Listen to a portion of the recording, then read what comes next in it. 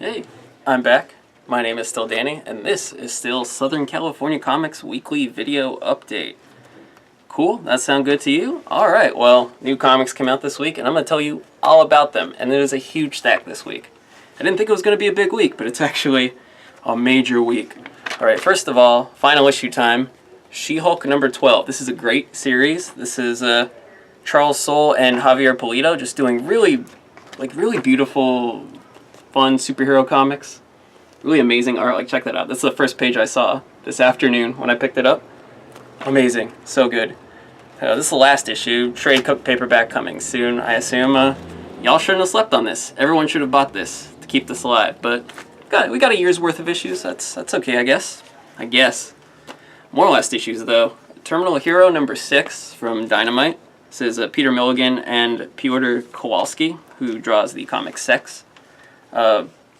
This guy finds out he has cancer, and then he also gets an experimental treatment that gives him godlike powers. So, yeah, it's really dark and weird, and some might say twisted. I don't really use the word twisted all that much, but you could apply it to this comic. It's good. It's real good.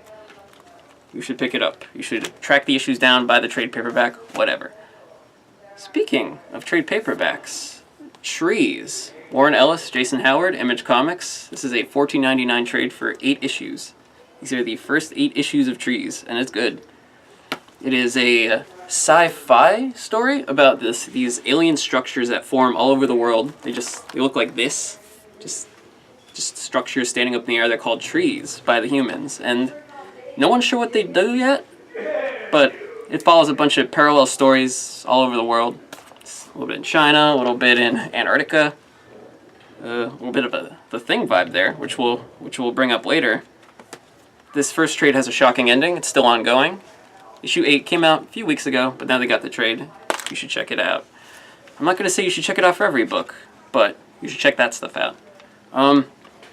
Okay, I wanted to inform you that there's a comic book of Charmed. This cover is amazing. I just noticed it. Wow. Yeah, do with that information what you will. I don't know if we ever discussed Charmed. I don't know if I've ever discussed Charmed as a person, but it exists.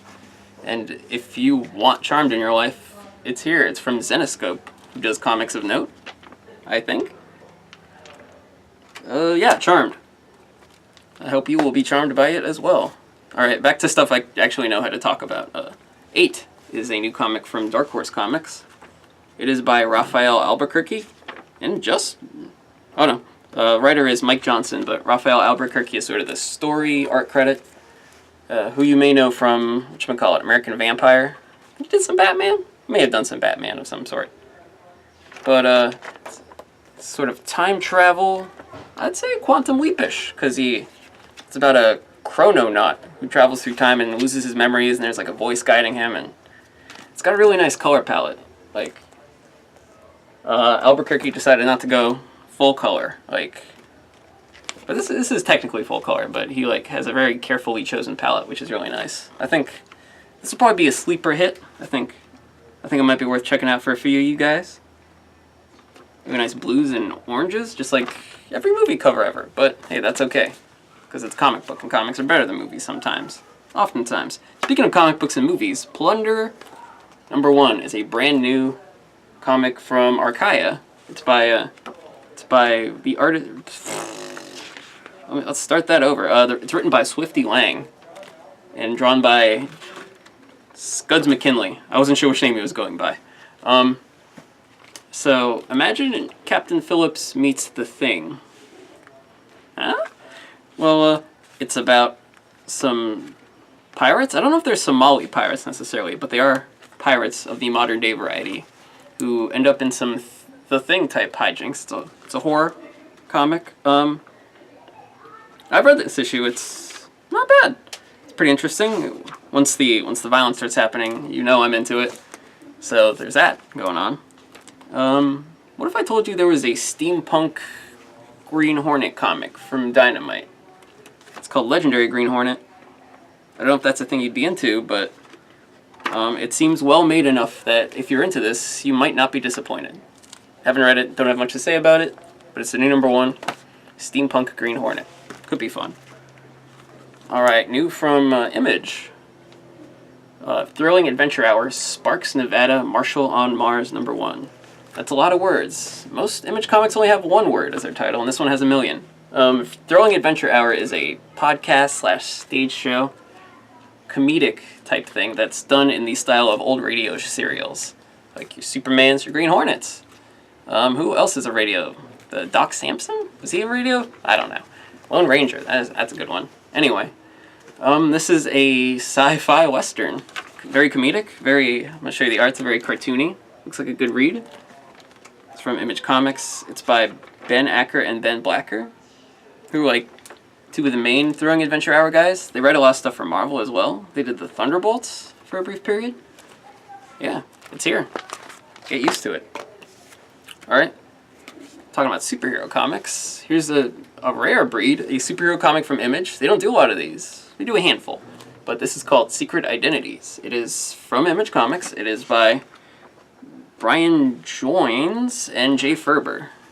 Jay Ferber does a lot of stuff for Image.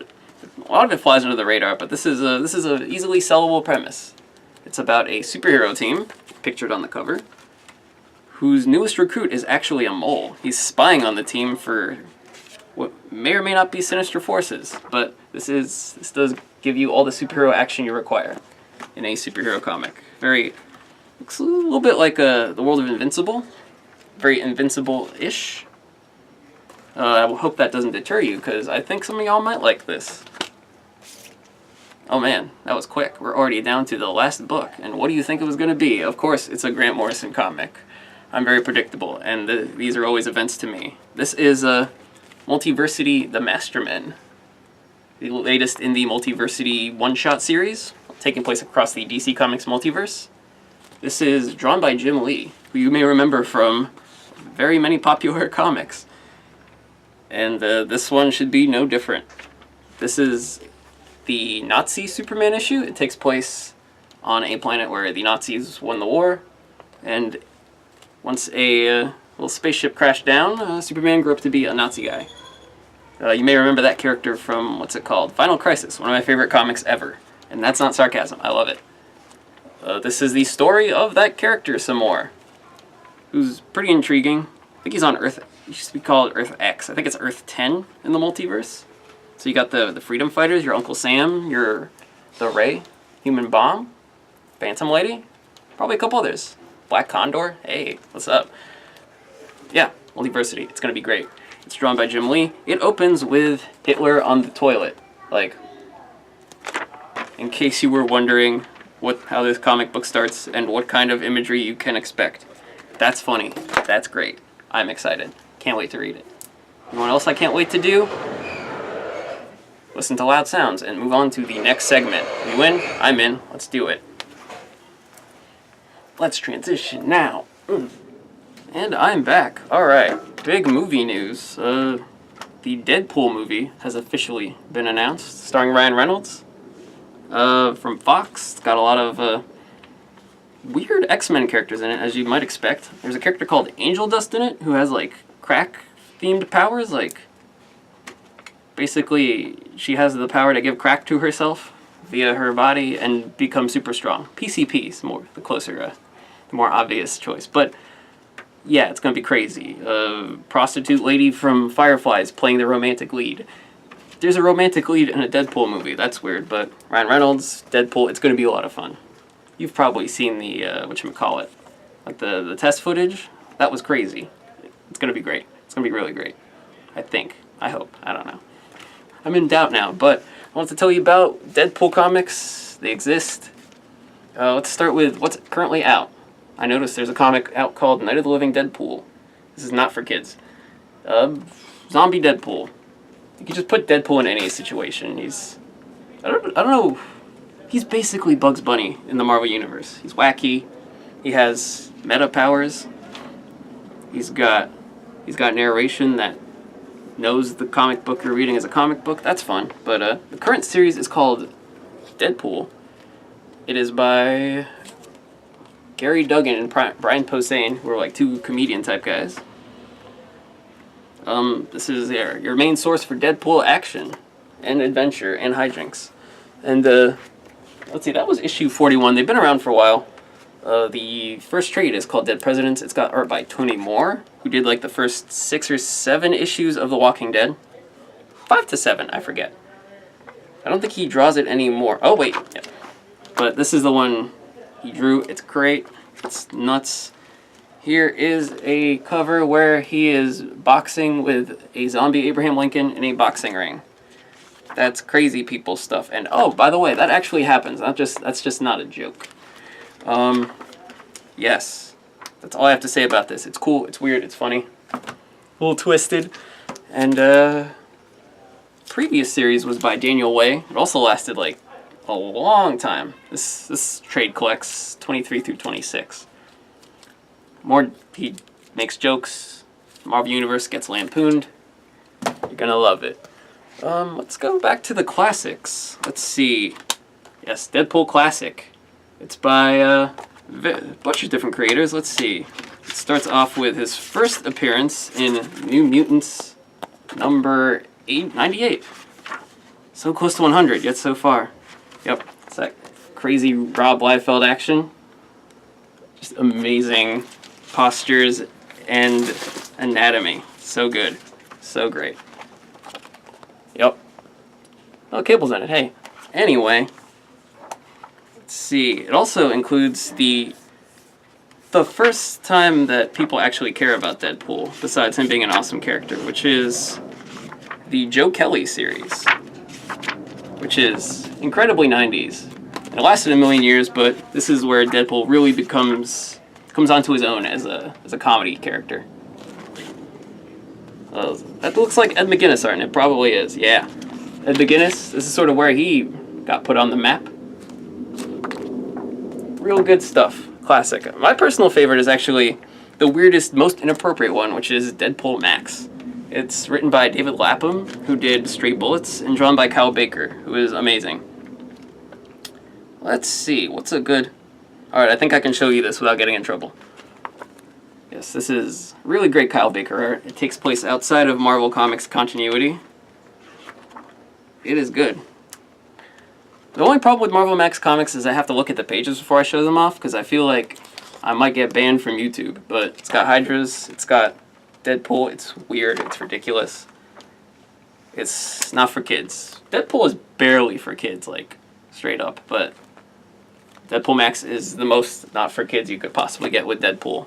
Except for maybe the Clint Eastwood film Deadpool. The last film of the Dirty Harry franchise. Jim Carrey's in it. It's not that funny, though. That's all I got. I'm done with comics this week. You want to see Hitler on a toilet again? I'm going to show you Hitler on a toilet again. It's real in there. I'm going to show you page 2. So good. So good. I'm stoked. I did not expect Jim Lee to draw this. So I'll see you next week. My name will still be Danny, and this will still be Southern California Comics Weekly Video Update. Bye!